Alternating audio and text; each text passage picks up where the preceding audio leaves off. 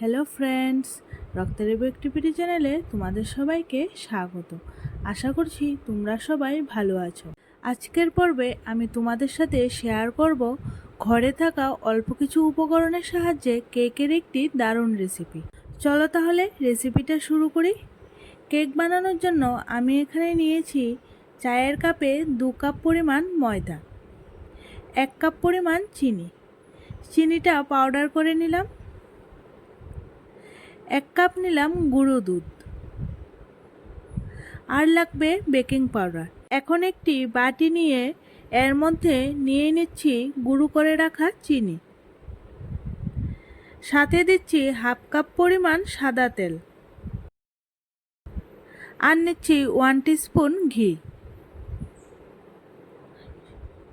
এবারে সব কিছু একসাথে ভালোভাবে মিশিয়ে নেব। দেখো এগুলো মেশানো হয়ে গেছে। এবারে এর মধ্যে নিয়ে নিচ্ছি ময়দা, সাথে নিয়ে নিলাম গুঁড়ো দুধ। এবারে সামান্য পরিমাণে জল এড করে স্মুথ একটি মিশ্রণ তৈরি করে নেব। মিশ্রণটা অনেকটাই ঘন লাগছে, তাই আবারও সামান্য পরিমাণে জল এড করে মিশিয়ে নিচ্ছি। মিশ্রণটা দেখো খুব বেশি ঘনও হবে না, আবার খুব বেশি পাতলাও কিন্তু হবে না। চলো যাব গ্যাসের দিকে। যেহেতু আমি কোনো ওভেন ব্যবহার করছি না, সেক্ষেত্রে আমি কড়াইটাকেই ফ্রিহিট করে নেব। তার জন্য আমি কড়াইতে নিয়ে নিলাম লবণ। এবার একটি ঢাকা দিয়ে মিডিয়াম ফ্লেমে 10 মিনিটের জন্য ফ্রিহিট হতে দেব। এবারে কেকের বাটিটা তৈরি করে নিচ্ছি।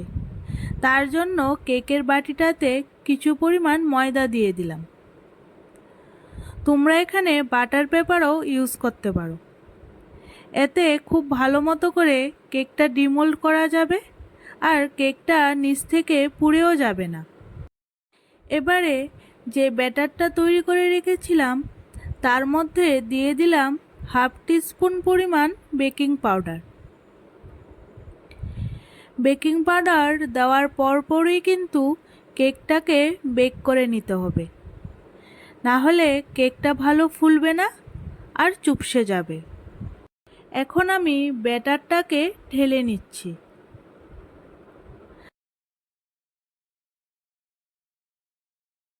সামান্য ট্যাপ করে নিচ্ছি। ভেতরে যদি কোনো এয়ার বাবল থাকে তাহলে সেটা বেরিয়ে যাবে। এখন এটাকে কড়ার মধ্যে বসিয়ে দেব, আর লো ফ্লেমে হতে দেব 40 থেকে 50 মিনিটের জন্য। ফিরে আসলাম 50 মিনিট পর। দেখো টুথপিক কিন্তু একদমই ক্লিয়ার এসেছে। এবার এটাকে নামিয়ে ঠান্ডা করে নেব। কেকটা ঠান্ডা হয়ে গেছে। এবার একটা ছুরির সাহায্যে কেকটাকে সাইড থেকে আলাদা করে নিচ্ছি, যাতে করে কেকটাকে ডিমোল্ড করতে আমাদের সুবিধে হবে। দেখো কতটা সহজে কেকটা ডিমোল্ড করে নিলাম। কেকটা কতটা ফুলেছে সেটা দেখে নিশ্চয়ই তোমরা বুঝতে পারছো। এবার তোমাদের কেটে দেখাচ্ছি ভেতরটা কতটা স্পঞ্জি হয়েছে। দেখো কেকটা দারুণ সফট আর স্পঞ্জি হয়েছে। দারুণ খেতে লাগে। বাড়িতে একবার অবশ্যই ট্রাই করো। প্রতিদিনের মতো আজকের এই রেসিপিটাও যদি তোমাদের ভালো লেগে থাকে তাহলে একটি লাইক করে ফ্রেন্ডস এবং ফ্যামিলির সাথে শেয়ার করো। আর এরকম ইজি রেসিপির আপডেট পেতে আমার চ্যানেলটিকে সাবস্ক্রাইব করে রেখো। তবে বন্ধুরা, তোমাদের সাথে আবারও দেখা হচ্ছে নতুন একটি রেসিপির সাথে। ততক্ষণের জন্য তোমরা আমার এই রেসিপিটাকে এনজয় করো। Good bye.